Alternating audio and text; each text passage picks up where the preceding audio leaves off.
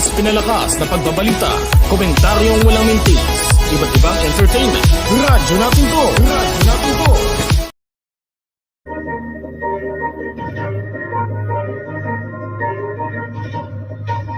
Escudero says no rift between Senate Marcos despite differing views on PUV modernization.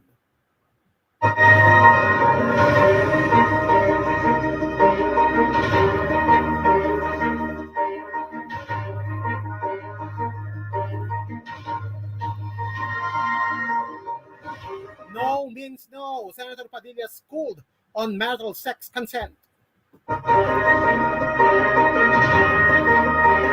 Marcos moves Ninoy Aquino Day to August 23.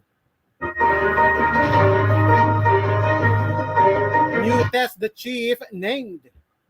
The DOC wants own headquarters to house sports museum. In business, BSP cuts policy rate by 25 basis points amid easing inflation forecast. The Philippines and Singapore ink deals on health workers recruitment, climate finance collaboration. And reclamation works near Sofitel Hotel adjusted to prevent flooding. This and more on Newsline Weekend.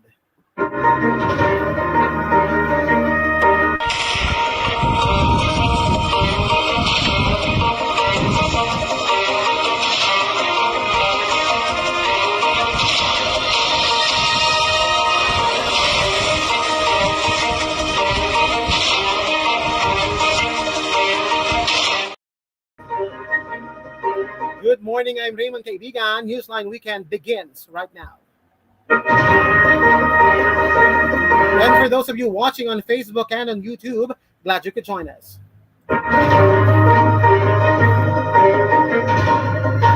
Topping the weekend news, Escudero says no rift between the Senate and Marcos despite differing views on PUV modernization. Senate President Francis Chis Escudero clarified on Friday that there is no wedge between the Senate and President Ferdinand Marcos Jr. despite the contradicting views on the implementation of the public transport modernization program.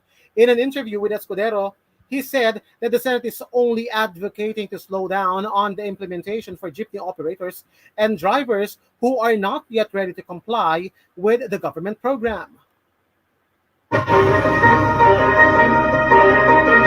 All of the senators signed that resolution, so it was a unanimous position of the Senate, and the position was to postpone it for those who were not yet ready, for those well on the way to modernization, to buying these jeeps. We are not pushing for the postponement up to this, and that consists approximately 83% of our jeepney operators. But with respect to the remaining 17%, that's what we're asking the government to slow down for. Escudero said the government itself is not equipped for the implementation, citing that the Department of Transportation has yet to completely release all the modern jeepney acquisition subsidies to drivers. We have about 200,000 jeepneys. The promise of the government is to give them 280,000 pesos each by way of assistance through a down payment of these modern jeeps. So you need a total of 57 billion pesos to give to all these 200,000 jeepney drivers, he said. The amount of money released by the OTR is only 8 billion pesos. It's a far cry from the 57 billion needed, he added. On top of that, Escudero said proper agencies have yet to finalize the routes, the jeepney fares, and other crucial details. They promised to approve a route plan for all the 1,000 municipalities and cities. They have approved 11%, and only 71% of those cities and municipalities have actually submitted a route plan. LTFRB has not yet studied the fare price in each route to ensure they can actually pay, Escudero added. Escudero said that the best solution for the OTR is to admit the limitations of their capacity right now and slow down on the banning declaring.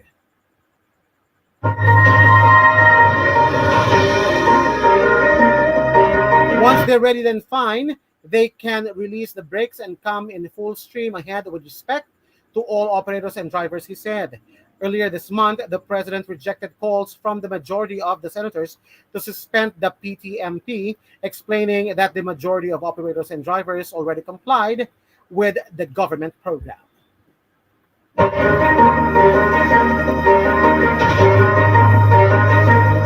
No means no, Senator Padilla schooled on marital sex consent.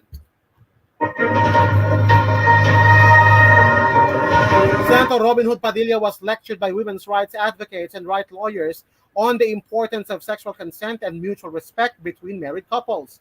Padilla led the third hearing of the Senate Committee on Public Information and Mass Media on sexual harassment in the media industry on Thursday.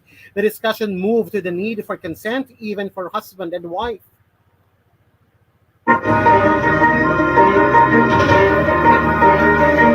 He was surprised when his resource person, Attorney Lorna Capunan, said it is considered rape if a wife rejects her husband's advances, but he still forces her to give in to his request. He asked if the previous law that obliges a wife to be obedient to all her husband's needs is no longer applicable. No means no, she replied.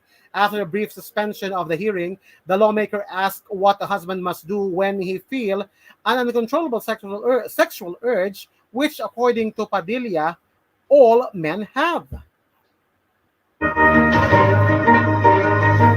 It's expected for married couples to think that it's part of our sexual rights because you are already husband and wife.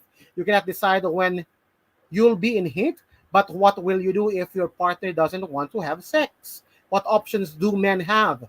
Do we need to look for another woman? What can you tell your wife? What am I supposed to do if I am in the mood, but you're not? He also asked Capunan how the situation should be handled to avoid legal issues in the future. The family lawyer said a deeper fix in the relationship is necessary. You need counseling on you, or you can perhaps pray for your relationship. If your partner says no, whether the reason seems valid or not, you need to respect that. If it's not the wife's obligation to serve her husband.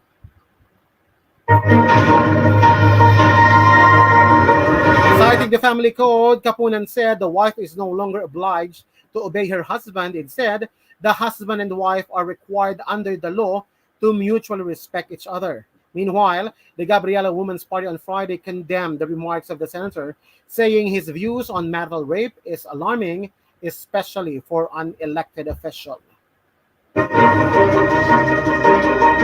Catechista called for the need to broaden the definition of rape and to highlight the importance of consent, even between romantic partners. In other news, Marcos moves Ninoy Aquino Day to August 23. President Ferdinand Marcos Jr. on Thursday evening ordered its rescheduling of the observance of the Ninoy Aquino Day to Friday, August 23. In proclamation number 665, Marcos said that the Ninoy Aquino Day, which was originally scheduled for Wednesday, August 21, was moved to provide a longer weekend to the public. In order to provide a longer weekend, thereby promoting domestic tourism, the celebration of the Ninoy Aquino Day may be moved from August 21, Wednesday, to August 23, Friday, provided that the historical significance of the Ninoy Aquino Day is maintained, President Marcos said. The special non-working day is an annual commemoration of the assassination of Benigno Ninoy Aquino Jr., the opposition leader during the regime of Marcos's father, Ferdinand Marcos Sr.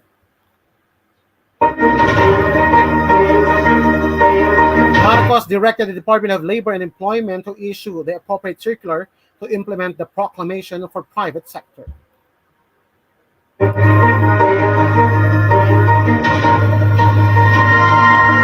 Moving on with other news, new test the chief named. President Marcos has named Negros Occidental Representative Jose Francisco Kiko Benitez as the new Technical Education and Skills Development Authority Director General after the resignation of Suharto Mangudadato. The Presidential Communications Office on Friday said Benitez will assume his role immediately and outline his plans for the office in the coming weeks. Benitez was the chairperson of the House Committee on Housing and Urban Development with experience in education, development, and public service. The PCO also highlighted that Benitez has a doctorate in philosophy and he advocates for digital transformation, education reform, and technical innovation, making him the right person to steer TESDA's programs to meet the demands of the evolving job market. The media previously reported that Mangudadato resigned effective July 31 to focus on the 2025 local elections. Coming up next on Newsline Weekend. The DOC wants own headquarters to house a sports museum. In business, BSP cuts policy rate by 25 basis points amid easing inflation forecast. The Philippines and Singapore ink deals on health workers recruitment and climate finance collaboration. And reclamation works near Sofitel Hotel adjusted to prevent flooding. This and more when Newsline Weekend returns. Keep it here on Radyo Natin To.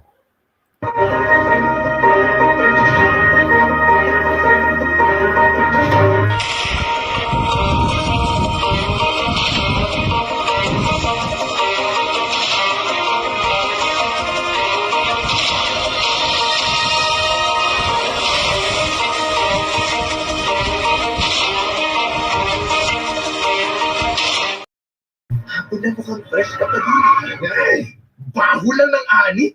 Mabahong anit? Mag-new Head and Shoulders every day para kahit malapit, fresh ang anit. Shemalyn, fresh ka na sa hapon man o sa malapitan. New Head and Shoulders for 100% dander-free hair. No visible flakes with regular use. Hello, Washi! Laundry day na naman! Yay! Anong meron? Mancha ng chocolate, putik, may libag pa. Kaya natin yan! With Pride Washing Machine Detergent, may triple stain-away formula. Tanggal ang makapit, madikit, at madukis na dumit mancha.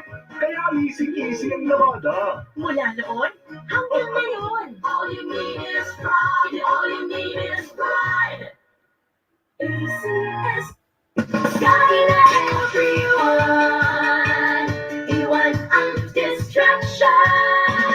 Magic ang kailan. Pag-focus sa moment with love. Sarap ng sama-samang litrato. Dala ng Coca-Cola. Tawanan at kwento. Walang maiiwan.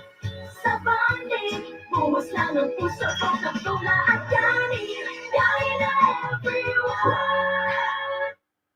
Everyday sa bahay, daming activities. Kaya breakfast pa lang, give them champion energy. Milo breakfast every day. Milo breakfast every day. Help jumpstart your day with a balanced diet, healthy lifestyle, and an energized, nutritious breakfast with Milo. May winning combination of milk, champion energy nutrients, at chocolate sarap. Milo breakfast every day. Milo breakfast every day. Helps you jumpstart your day. Milo every day. Ma, Dalawa, tatlo, sinong mananalo? 4, 5, 6. Fix na natin. Vicks Vaporub, nagbibigay ginhawa mula sa 6 na sintomas ng sipon. Pinawala siya, mabuti ng pakiramdam. Vicks VapoRub is available in Pure Gold stores nationwide. Visit your nearest branch now. I-fix na natin, mabuti ng pakiramdam. Camphor Plus Menthol Plus Eucalyptus Oil is the generic name of Vicks VapoRub. If symptoms persist, consult your doctor. Ngayon, everything starts from the home. Stay at home, work from home, school from home. Buti na lang, lagi namin kasama ang sarap na at home sa aking pamilya. Gardenia. Dahil ang gardenia bread, laging masarap, mabango, malambot, masustansya, at freshly baked every day. Kaya kami mag-anak, ngayong stay at home, laging may gardenia sa bahay. Tara, let's bagets! Gardenia time! Gardenia, laging kasama.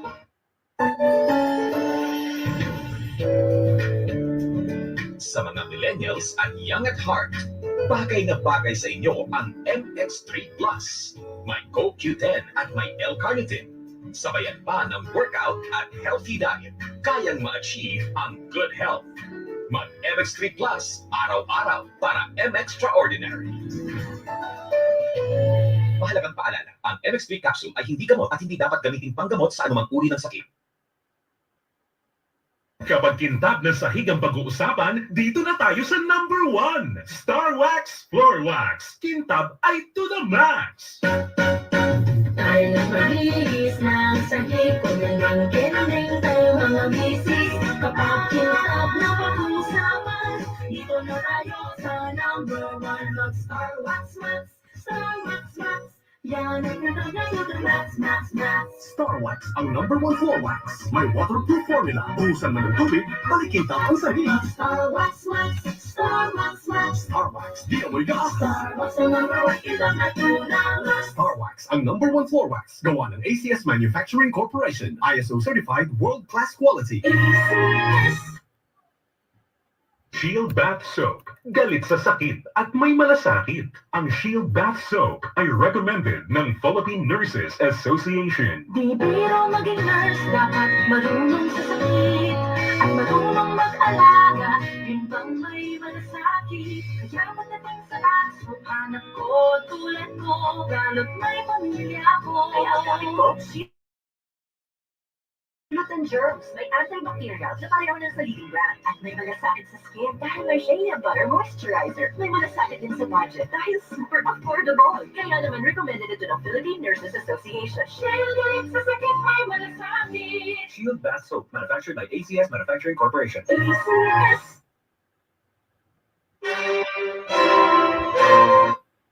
Hello, Washi! Laundry day na naman! Mancha ng chocolate, putik, may libag pa. Kaya natin yan! With Pride Washing Machine Detergent, may triple stain-away formula.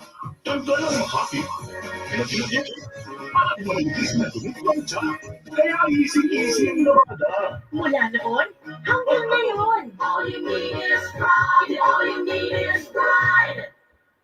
ACS. Sky na everyone. Iwan ang distraction. Magic ang dahilan. Pag-focus sa moments with fun. Sarap ng sama-samang may plato. Dala ng Coca-Cola, tawanan at kwento. Walang maiiwan sa banding. Buhos lang ng puso, Coca-Cola at kanin. Dahil na everyone.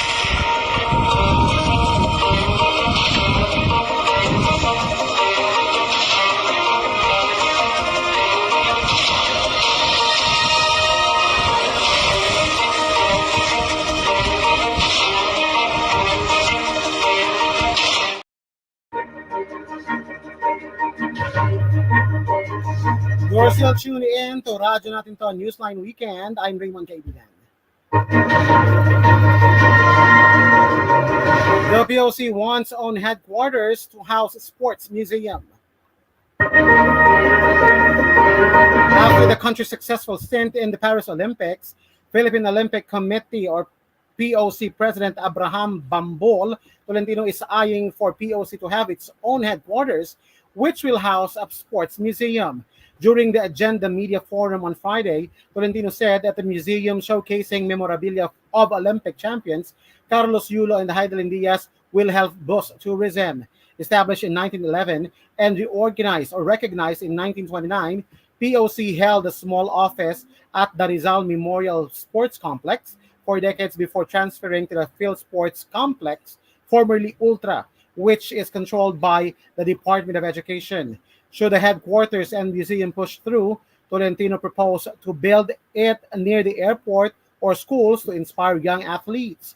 Paris 2024 marks as the best Olympic showcase or showing of the Philippines, with Yulo taking home 2 gold medals for the men's floor exercise and vault finals, and boxing bets Ira Villegas and Nessie Petesio secured bronze medals. In business, BSP cuts policy rate by 25 basis points amid easing inflation forecast. Bangko Sentral ng Pilipinas on Thursday cut its policy rate by 25 basis points, first in almost 4 years amid expectations of softer inflation. BSP Governor Eli Remolana Jr. said the BSP's target reverse repurchase was cut down to 6.25% from its previous 6.5%. The interest rates on the overnight deposit and lending facilities were accordingly adjusted to 5.75% and 6.75% respectively, Remolana said in a briefing. The central bank chief said the Monetary Board is expecting the rate cut to make lending rates lower and make credit easier. My view has been consistent with a 25 BPS cut today and another 25 BPS sometimes during the year, either in October or December. Then we'll see what happens in 2025, he said. Asked if there is a possibility to hike cuts to 75 BPS, Remolana said something bad will have had to prompt the decision. The last policy cuts or rate cuts was recorded in November 2020 when the pandemic-induced recession pushed the central bank to set back and borrowing costs to a record low. In BSP's statement read by Remolana, headline inflation is projected to trend downward to within the government's 2 to 4% target range despite the uptick in July. The risk-adjusted inflation forecast for 2024 sits at 3.3%, a slight increase from the 3.1% outlook in June. For 2025 and 2026, rates now stand at 2.9% and 3.3% respectively. The balance or risk to the inflation outlook continues to lean towards the downside for 2024 and 2025, with a modest tilt to the upside for 2026, the chief said. BSP said downside risks are linked mainly to lower import tariffs on rice, while upside risks could come from higher electricity rates and external factors. The Philippine economy grew by 6.3% in the second quarter, courtesy of the strong consumption activities during the period. In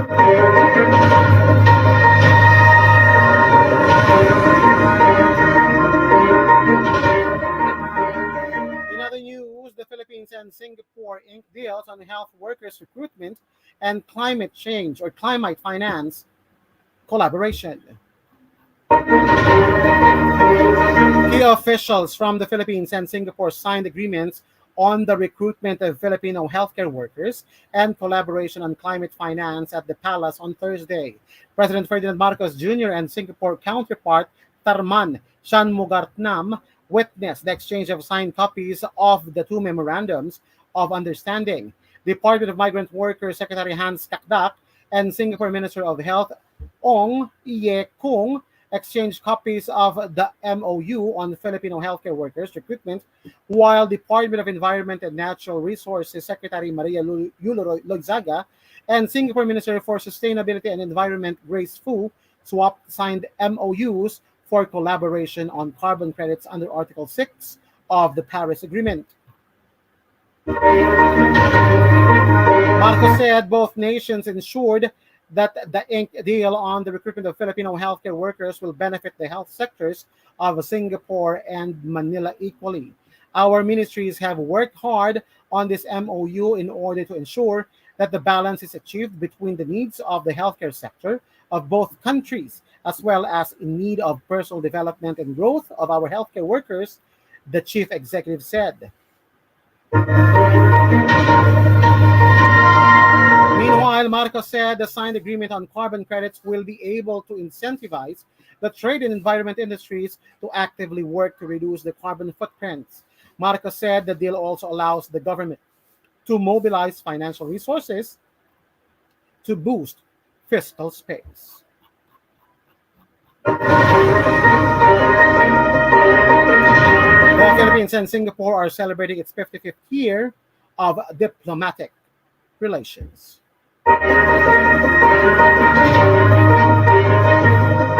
And finally, reclamation works near Sofitel Hotel adjusted to prevent flooding.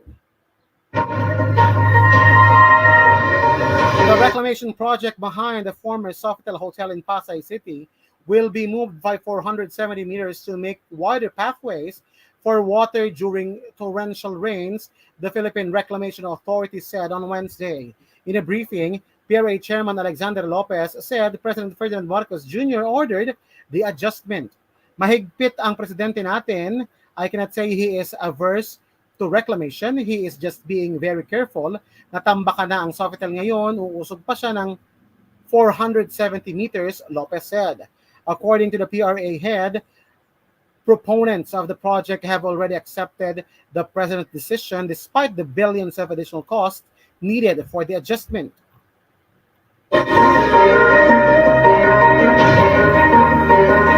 Lopez said the reclamation near the recently closed hotel will not be considered as an island reclamation.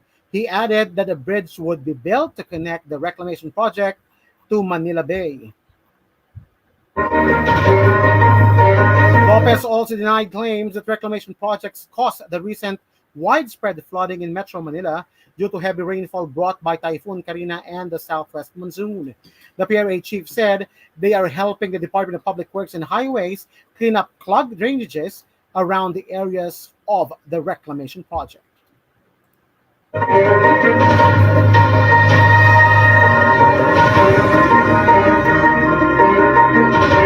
quick roundup of today's headlines. Escudero says no rift between Senate and Marcos despite differing views on PUV modernization. No means no, Senator Padilla schooled on marital sex consent. Marcos moves Ninoy Aquino Day to August 23. New test the chief named. PLC wants own headquarters to house sports museum. In business, BSP cuts policy rate by 25 basis points amid easing inflation forecast. The Philippines and Singapore inked deals on health workers recruitment and climate finance collaboration. And reclamation works near Sofitel Hotel adjusted to prevent flooding.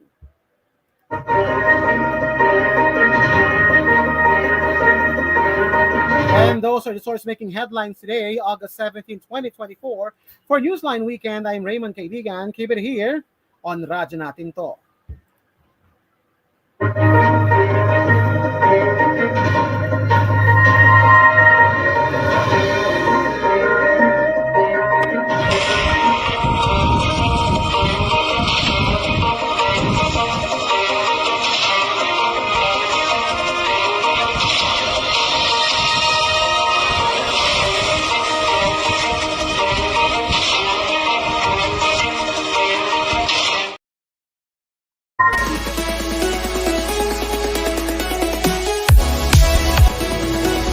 Mas pinalakas na pagbabalita, komentaryong walang mintis, iba't ibang entertainment. Radyo Natin To! Radyo Natin To!